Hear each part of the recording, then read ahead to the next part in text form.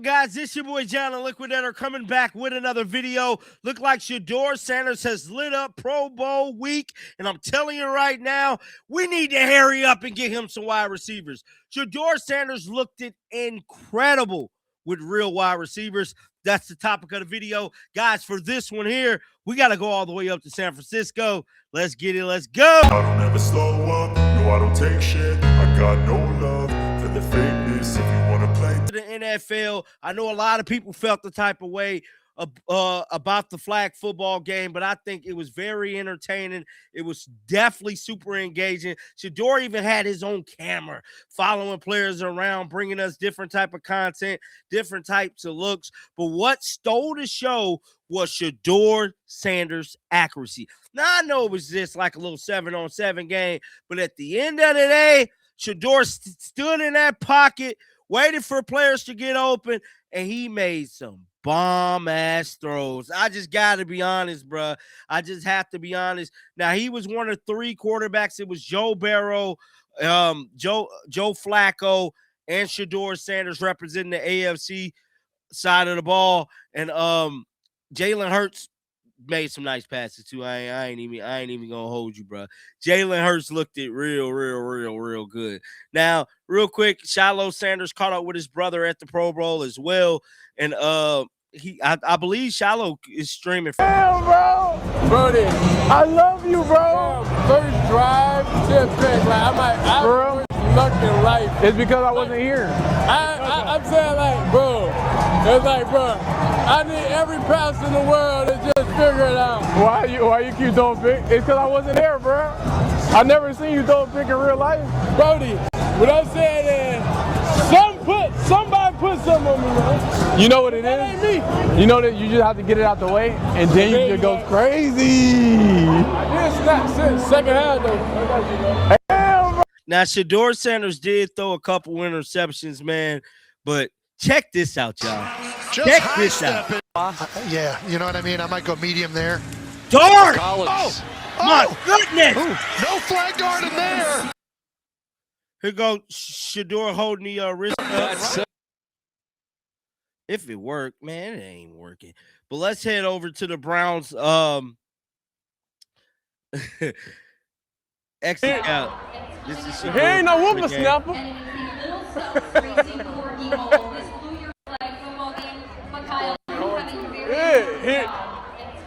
ain't no whooping snapper. Shedeur had a pretty awesome time, man. Denzel Ward showed up and showed out. Shedeur caught up. Holding on to your flag here, intentional guarding? Nah, I was just like thinking like don't step on the primes type. Don't step on these primes. That's what I was thinking like. Did you think that you were intentionally like holding on to your flag here, intentional guarding? Shedeur said don't step on the primes. This video freezing on their site. Oh, they dropped a dope video of Ty Monken. Sanders pressured. Bulls! Is that Bulls again? Look at this, man. Just nasty. Yes. Sanders pressured. Nasty, bro. Is that Bulls again? Just nasty what Shedeur was able to do out there, man. And it give hope to a lot of fans in Cleveland. Shedeur looked it very well today. And it's further let me know that he's QB1. I don't want to have no debate. Now, Keyshawn Johnson and many others spoke about Shedeur Sanders needing more time and being put in the right situation to succeed. But overall, what I seen today gave me enough clarity that Shedeur is going to be QB1, bro. There ain't no shaking it, no nothing. I believe he's the guy that is going to ultimately lead this Browns team to the playoffs. Here go another laser pass from Shedeur. Absence significant clearly for the Texans Dart, in that game in New England, and there's a dot across the middle from Sanders. Dart, bro. Nothing but darts. Nothing but darts from Shedeur. So I believe the game is still going on. As of right now, look like Shedeur team is about to lose. Yeah. It's probably over. I ain't gonna hold you. Michael Parsons was super funny too.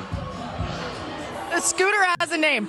What can you say about the But they showed a lot of love to Shedeur, bro. I can't even lie. Shout out to the NFL for the coverage of Shedeur.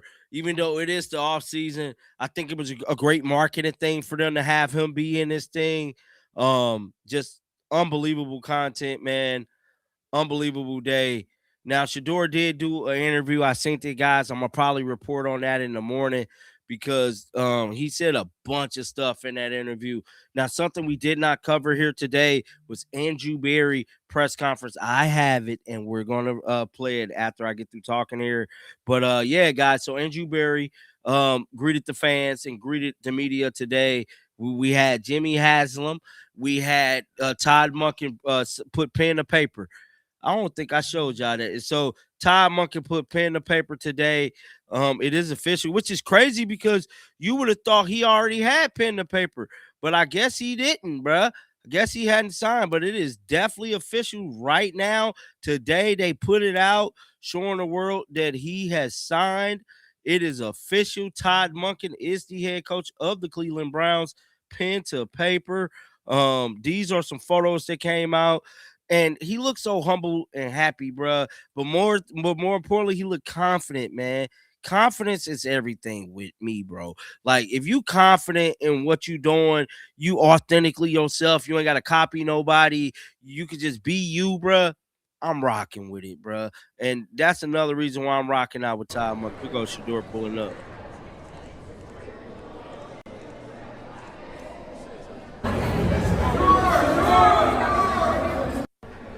That was so hard, man. But just like I stated from the green, show you guys some of the Andrew Berry press conference. Get down in the comment section. Let me know y'all thoughts about this one.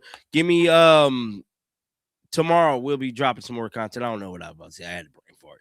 But good night, everybody. Peace out. Shake the haters off. I'm out of here. Expand a little bit more on it, maybe, and just the uniqueness of it compared to the way other organizations do it. Yeah, so I can't speak to the way that other organizations do it, Chris. I guess when we look at the head coaching position, like it's a lot like if you were, in the business world, you're hiring a CEO or a COO, right? This is a position that, across the league you may spend, call it 50 to 100 million on the hire, plus another 75 million on their staff, plus the impact that they have on the organization. And there has to be a level of thoughtfulness when you're going through that hiring process. So the way that we looked at it is okay, generally speaking, you have a 4-week period to make really a monumental hire for the organization, something that can alter your path, alter your strategic direction in a very positive way, or if you make the wrong hire, a very negative way. And so the way we went through the process is, one, we wanted to define, okay, what are we asking this individual to do in this phase of our team's life cycle? Two, what are the characteristics and attributes that we're seeking that would allow them to be successful? And then three, how are we actually going to measure that? And the way we looked at it was, number one, it's performance, right? It's a performance-based business. We want someone with a good track record. We want to know what it was like working with these individuals from the people who have been with them over a long period of time. And then we also wanted to test their critical thinking skills in role-specific areas, and that's what the interview process was. That's what the the assessments were, and the work sample. So it was simple like that. That guided our interviews. I know a lot of teams, they may do it the flip way, where they'll interview to funnel. We did a lot of research on the front end to guide who we would actually even submit a slip for, and then use additional parts of the process, the interview process, to ultimately arrive at a result. Andrew, was Todd someone that shocked you, or was someone that was always, for you, going to be right in the thick of things towards the end of this? No, the way we went through is for us to get to the point where we felt comfortable submitting a notification form. They're called notification forms. You submit to the team, you submit to the league. We had done a lot of research on the front end to make sure that they matched what we needed and what we were looking for in the head coaching position. So it wasn't just okay, let's just submit for a number of different coaches and kind of go scattershot. We had done the homework on probably starting 50 coaches, then we funneled it to 23, and then ultimately the 8 external candidates that we submitted for before we even got to that point. Andrew, I get two Jim questions. Number one, is there still a chance that he can come back as defensive coordinator? Yeah, Scott, I'd say again, I'd repeat what Todd said, where we have a ton of respect for Jim and everything like that. there will be a time for that, but this is Todd's day. Is the fact, and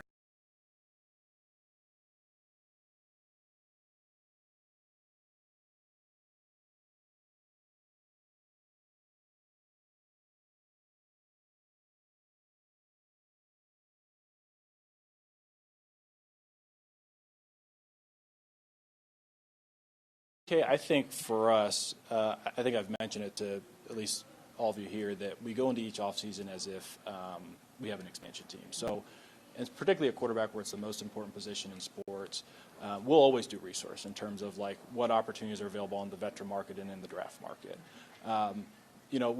We've got to hire a staff first. After that, we'll certainly pick up the internal assessments with our own roster. But quarterback, no different than another number of other positions. We'll spend a lot of time assessing what options are out there. Andrew, I'll go. Okay. I'm over. Age before beauty. She does great. You mentioned, almost like in passing, that you thought you probably had maybe the youngest roster in the league. Where does that come from? Is that the plan, or? That's just where we're projecting based on the amount of draft resources we have, and then probably just anticipated activity in free agency. That combined with having a very young defense, we would anticipate that we'd be a very young team. We're not necessarily going to be at a phase where we're going to sign, a bunch of mid-30s veterans to like put us over the top, so to speak. That doesn't mean that we're not going to participate in free agency or participate with veteran players, but the reality of having 10 selections, 8 that are in the top 150, and already a very young defense, and with pretty heavy investment on offense, in most worlds, we're probably going to be one of the younger teams in the league. So a few weeks ago, when I asked you about the defensive system, and you said you don't believe your scheme specific, but obviously you like the way you guys play, and Todd talked about anticipating that scheme stays the same regardless of what happens with Jim. Just how important was that, and I guess, are you guys satisfied with that outcome with that side of the ball? Well, we're certainly satisfied with the outcome, and part of the reason because we hired Todd.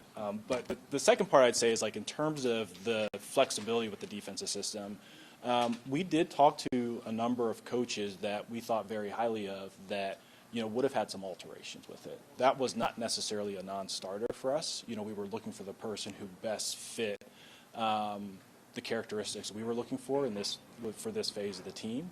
But yeah, like we think they play the style particularly well. Andrew, 2 questions about 2019. Todd had mentioned you being a point of contact for him.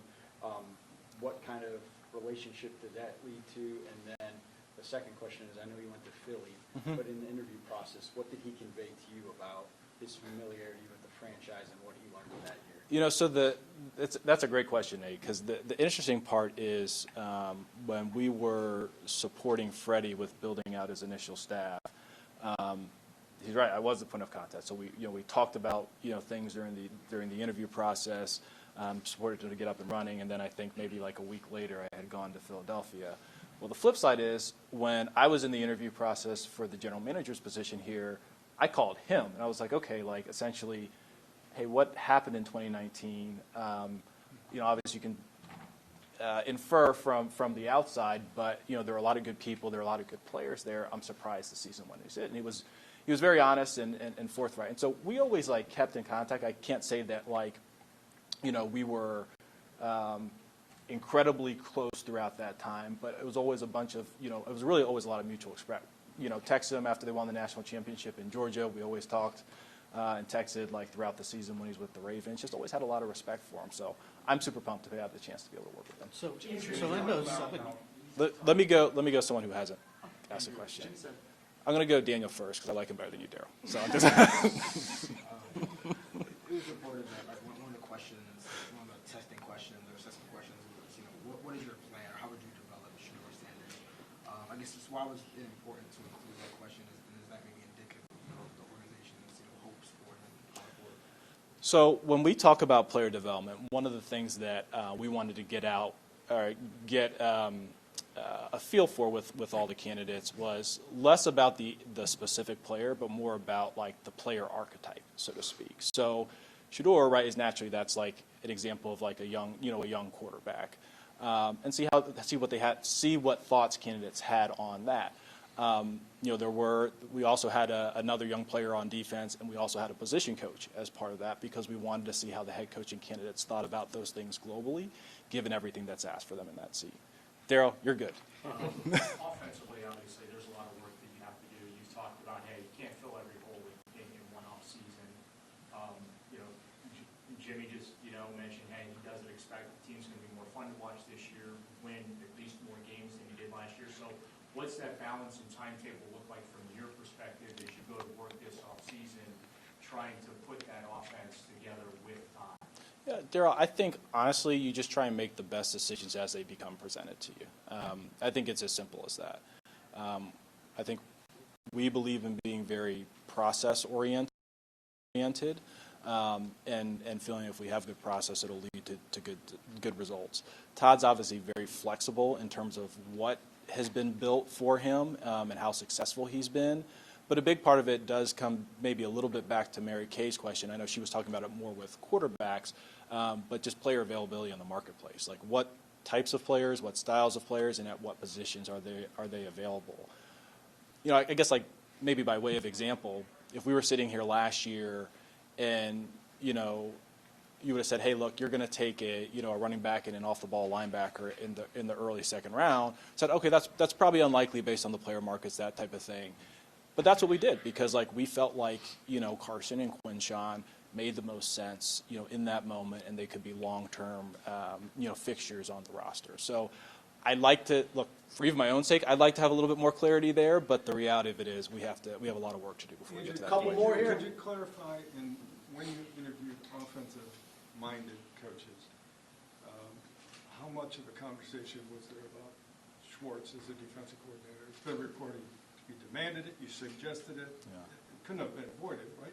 Yeah, I think honestly that naturally comes up with staffing decisions, Tony. You always ask, okay, hey, look, what's your plan on each side of the ball for staff? What are the roles and responsibilities that you see as you round out your staff? And then, do you have familiarity or what do you think with, your existing assistants? I'd say that's pretty standard across coaching interviews, Tony, and that was pretty standard with us. Andrew, in terms of Todd, have you asked one, Joe? No. Okay. Andrew, in terms of Todd, from when you first met him in 2019 to now and seeing him at Georgia and Baltimore, where have you seen him make the most evolution or growth? I'll be honest, I actually think the most impressive part of, and maybe it's a little bit unfair to say growth, but he was one of the early air raid coordinators in college, right? Shotgun, one back, spread it out, up tempo. He goes to Tampa Bay. They're probably like the early adopters of like the hard play action, hit the drifts over the middle of the field, get the ball out, have explosives with easy passes for the quarterback. And then, Georgia, they're a little bit of a marriage of a bunch of different things. I actually thought the coolest evolution was the contrast in his first 2 years in Baltimore. So he gets hired in Baltimore. They were largely a power QB run-based offense under Greg Roman. They were looking to see Lamar take another step as a passer. He wins his second MVP, where they're very much a pass-oriented offense, and he has one of the greatest passing seasons in NFL history. They go out and sign Derrick Henry the next year. I shouldn't say they completely changed their approach, but philosophically they were much different. They were power run, downhill, and they have another phenomenal offensive season. And to see that level of change just in a single year, adapting to the strengths of the personnel, it's very impressive. Todd's got a lot of personality. Yeah. He's not afraid of showing it in front of the camera. Mm-hmm. Jimmy said he likes that Todd feels like a guy up there. What sort of asset do you think that can be for a coach? Yeah, I actually think people, and players in particularly, appreciate coaches that are authentic. Everybody comes in different packaging. Everybody in this room comes in different packaging. And all we want people to do is be themselves. Because if Todd can be himself, he's incredibly knowledgeable, he's incredibly credible, he's incredibly funny. I just think people will respect that. Andrew, what did you make of Myles Garrett's reaction the day of both the hire and Jim supposedly leaving the building mad? And then what do you think Myles' response to all this is going to be? I don't know if you know. Yeah, I didn't see it, to be honest, Mary Kay. We kept Myles abreast of the process throughout, so he honestly he knew the news before you all did. So Miles is a great team player, and not really worried about that. We're going to go two more. We're going to go Spencer, then we're going to go Coop. Andrew, I'll get you two. All right, we'll go three more. this was your first time as GM going through the coaching search. Did it go kind of as you anticipated? If there were challenges along the way or disagreements along the way, how did you kind of work through those things? Just what was kind of your overall takeaways from it? What did you learn? And how did you kind of combat things? Yeah, I'd actually say it's pretty similar to the ones that I had not led but been a part of, previously at previous stops. You learn and meet one thing I want to say, the NFL coaching community is in really, really good shape. I know people talk about there aren't big name candidates. There are a lot of really, really talented and really, really good coaches in this league if people take the time to look. And we learned a lot, throughout the past several weeks. We met with a lot of incredible people, and we were very happy with the process and how it turned out. Andrew, that being said, can you just talk about the collaboration process? Obviously, there's some rumors that you wanted Shieldhouse and Jimmy wanted Monken. Can you just shed some light on just the back and forth with you and Jimmy during this entire process? I would say very respectfully, I think there is an underlying and stereotypical assumption for why people would say that. And I think that's completely unfair. Andrew, it's kind of adjacent to Daryl's question, but I know you don't have a timeline for it, but how important is it for you guys to establish an identity, to create that identity early, both on offense and special teams? I know you want to keep the defense the same, but how important is it for you guys to create that and get a feel for what you have with Monken and what this team ends up being come the start of the season? Well, I think it's certainly important to have the identity before September 1st, that type of thing. But I think, the time leading up to it, and as we go through the different personnel avenues and the personnel cycles and things like that, we have time, and we'll do it slowly and deliberately and thoughtfully. All right. Thank you all. Thanks, Andrew. Thanks, Andrew. Yeah.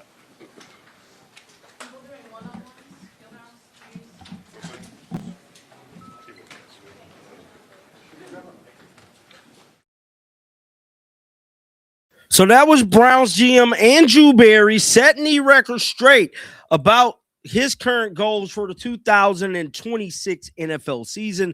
I want to know y'all thoughts about everything he had to say. Make sure y'all keep them bells on because the Pro Bowl, I believe, come on tonight, man. So I might go live, man. We might have some crazy content coming out today, but definitely let me know y'all thoughts about this one. Keep them bells on. I will be back until next time. Shake the haters off. I'm out of here, baby.